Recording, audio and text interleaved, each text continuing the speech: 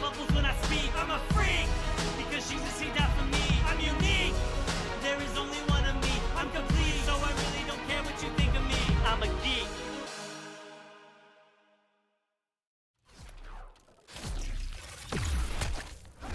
I accept your target choice, Boomerang.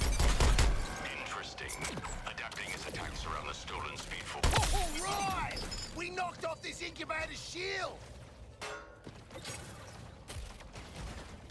Bash this incubator! It's your flaming moment!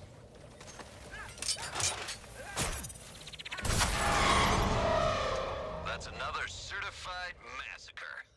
Hey Comic Clan, my name is LJ, aka LJ the Paladin, and today we're looking at Suicide Squad Kill the Justice League, currently available on most platforms.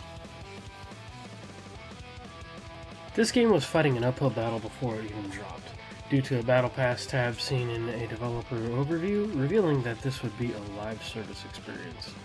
I can honestly say I've genuinely enjoyed my time with the game, aside from some glaring bugs such as giving me tutorial prompts every time I start the game.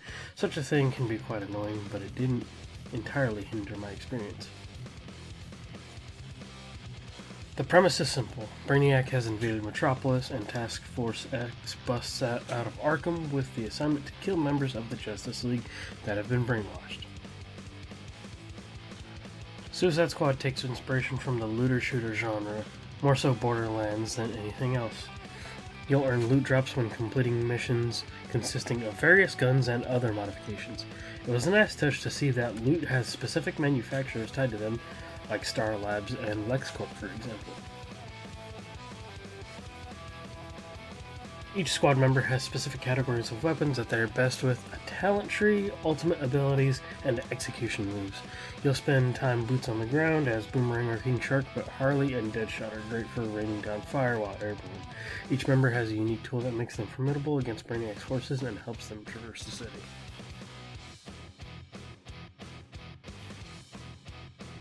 The game has some interesting mechanics here that help make it fun to play.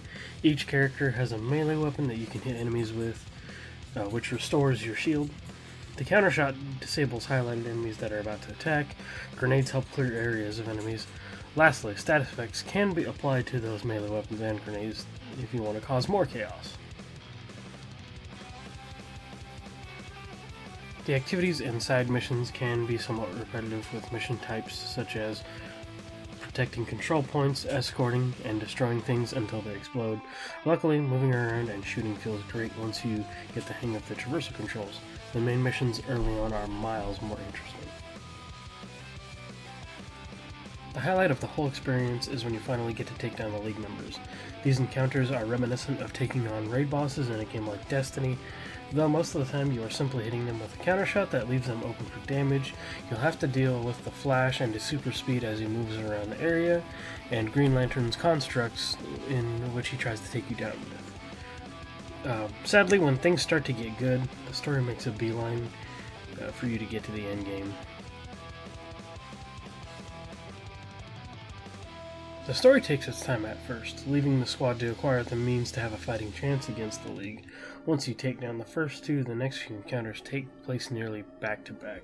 This feels as though Rocksteady wanted to make a genuinely fun and lengthy experience, but were forced to quicken the pace by their corporate overlords.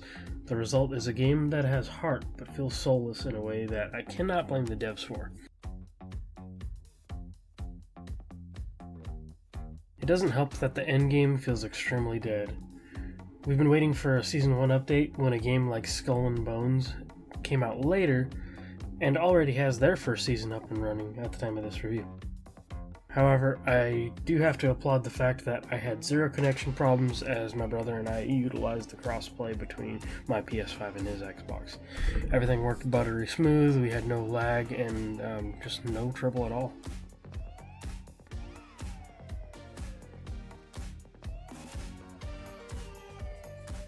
Suicide Squad could have been much more, even with the forced live service angle. We know Rocksteady is capable of greatness, and this doesn't feel like a game they wanted to make. I grow tired of Brainiac as the DC video game villain, as this is the third time I've taken him on in the last decade, since DC Universe Online and Injustice 2. though I can't deny I've had a good time blasting away his minions. I'm going to use the 10-point scale the right way here and give Suicide Squad Kill the Justice League a 5 out of 10. Though it is indeed a mid-tier experience, I don't think it deserved the death sentence it received from the rest of the internet. Maybe check it out when it goes on sale and receives more content. That's going to be all from me today. Thanks for watching, and be sure to follow Comics in the Cross on all social media platforms, and please subscribe for more.